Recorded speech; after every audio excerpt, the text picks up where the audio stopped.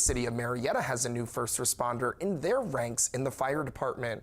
Firefighter Bruce Hawley was sworn in Monday morning on the steps of Marietta City Hall.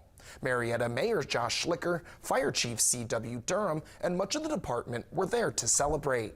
Hawley says he wanted to pursue this work because his dad was a volunteer firefighter for much of his life. He says he looks forward to learning from everyone else in the department. Just the learning. There's a lot to learn. I've already realized that on the first day, and these guys are seeming willing to teach me everything that they can. I've learned a lot already, so it's just the learning and progressing every day. Chief Durham says Hawley's swearing in brings the Marietta Fire Department back to full staff.